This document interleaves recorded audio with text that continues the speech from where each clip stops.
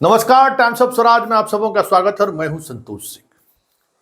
और आज हम टाइम्स ऑफ स्वराज में बात कर रहे हैं जिन 4 राज्यों का चुनाव परिणाम आया है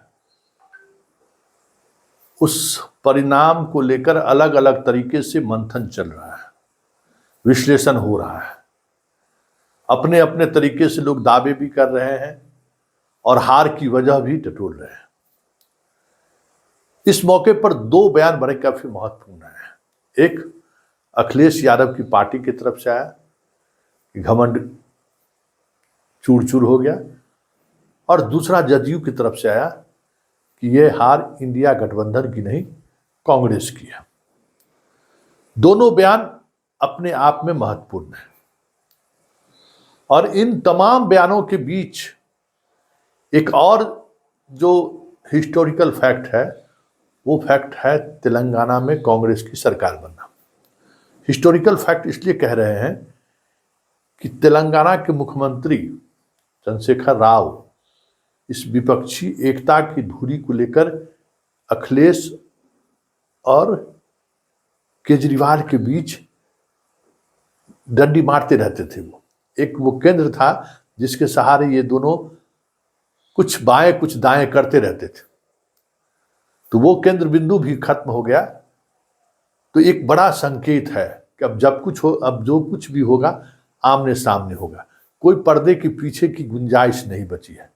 ऐसे में इस गठबंधन का सूत्रपात करने वाले नीतीश कुमार का कद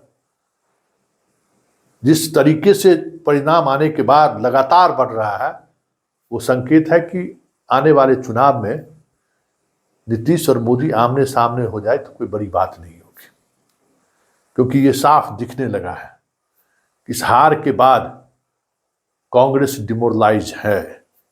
कांग्रेस के अंदर जो सोनिया गांधी या मोतीलाल वोरा वाला जो कांग्रेस है, सुविधा भोगी कांग्रेसी, उनका खेल खत्म हो चुका है। अब इस जो है ना, वो शीला दीक्षित का बेटा, आपसे गठबंधन क्यों कीजिएगा, तो बाप से गठबंधन क्यों कीजिएगा, ये क्या करना है। जो राजीव शुक्ला जैसे लोग अभी भी कुछ कांग्रेस में, सूर्योदय वाला लोग जैसे लोग, कुछ लोग हैं अभी भी जो लोग सिर्फ टेबल पॉलिटिक्स करते हैं एसी कमरे में बैठकर, ली मेरिडियन और ताज होटल में बैठकर। ये सारे लोग अब साइज में रहेंगे, और जब साइज में रहेंगे तो नीतीश जैसे लोगों की जरूरत पड़ेगी। और ये इसलिए पड़ेगी कि अब हिंदी बेल्ट में ये तय हो गया कि बीजेपी को कांग्रेस परास्त नहीं कर सकती है, और परास्त करने के लिए अब कोई इस तरीके की फोर्स चाहिए या इस तरीके का चेहरा चाहिए जिस चेहरे की पहचान पैन इंडिया हो।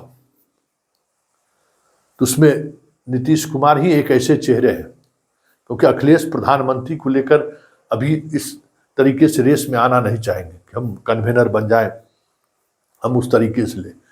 तेजस्वी की भी यही स्थिति है, लालू आ नहीं सकते हैं, ममता बनर्जी की वो स्थिति है नहीं, क्योंकि अब पूरी तौर पर हिंदी बेल्ट में फिट बैठने की जरूरत है। ऐसे में नीतीश ही एक ऐसा चेहरा है जिन चेहरों के सहारे विपक्ष दाव लगा सकता है। हालांकि जो मना स्थिति नीतीश का है, उस मना स्थिति में बड़ा मुश्किल है ये निर्णय लेना। लेकिन अगर नीतीश कुमार मेंटली और फिजिकली फिट हो गए तो फिर तो खेला हो गया, क्योंकि हिंदी हार्ट इलाके में नीतीश ही एक ऐसा विश्वसनीय चेहरा है जिस पर कोई भ्रष्टाचार का कोई आरोप नहीं है, भाई भतीजावाद का आरोप नहीं है, जिस आरोप के सहारे अभी तक मोदी राजनीति करते रहे हैं। न इनके परिवार के लोग राजनीति में हैं, न इन पर भ्रष्टाचार का कोई आरोप है। इसलिए इन दिनों सबसे ज्यादा प्रधानमंत्री के भी टारगेट पर देखते हुएगा कि नीतीश कुमार सबसे ज्यादा रह रहे हैं। प्रदेश में तो नीतीश पर हमला हो ही रहा है। देखिए, जदयू गया मध्य प्रदेश में चुनाव लड़ने, 100 वोट भी इनको नहीं आए। मतलब तंज कसने की कि नीतीश को और नीतीश के समर्थकों को हम डिमोरलाइज कर सके।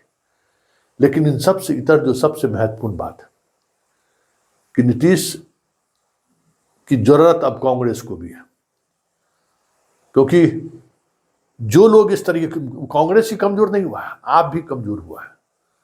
जो इस गठबंधन मतलब इंडिया गठबंधन को लेकर थोड़ी खींचतान करने वाले लोग थे, राव के हारने से, चंद्रशेखर राव के हारने से अखिलेश का भी मनोबल गिरा है, ये भी बात है।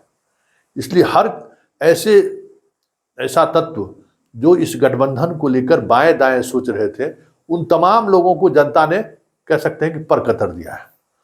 और तेलंगाना में कांग्रेस की जीत, ये भी एक संकेत है कि मुसलमान अब कांग्रेस के साथ पूरी मजबूती के साथ खड़ा है। ओवैसी के गढ़ में जाकर कांग्रेसियों ने हराया और उनको वो साबित करने में कामयाब रहे कि ये मोदी का बी टीम है। इसका भी एक पैन इंडिया प्रभाव पड़ेगा।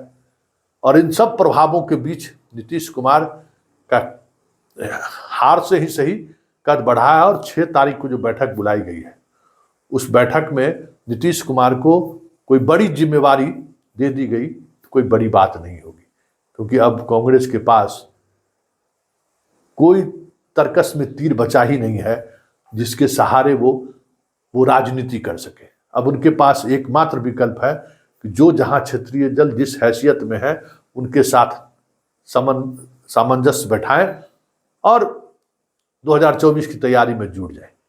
और उस सामंजस्य बैठाने में जैसे वामपंथियों को लेकर कांग्रेस का जो ऑब्जर्वेशन है, ममता को ऑब्जर्वेशन है केरल या अन्य राज्यों में, पश्चिम बंगाल में, तो उसमें नीतीश कुमार बेहतर गेम चेंजर हो सकते हैं। मतलब दोनों को बात करके बीच का रास्ता निकाल सकते हैं। जो कांग्रेस के अंदर में उस तरीके के कला निपुण लोगों की कमी है, अगर वो रहता तो दिग्विजय कमलनाथ वाली स्थिति मध्य प्रदेश में नहीं होती और पायलट और गहलोत वाली स्थिति राजस्थान में नहीं होता और छत्तीसगढ़ में भी सिंह और बघेल के बीच ये स्थिति नहीं होती। अगर ये बीच का रास्ता निकालने वाला कोई व्यक्ति होता तो ये चीजें वहां भी संभल जाती। इसलिए नीतीश की उपयोगिता इस परिणाम के साथ ही उपयोगिता ही नहीं बढ़ गई है। आने वाले समय में नीतीश बड़ी जिम्मेवारी के साथ मोदी को चुनौती देते हुए दिख जाए तो कोई बड़ी बात नहीं।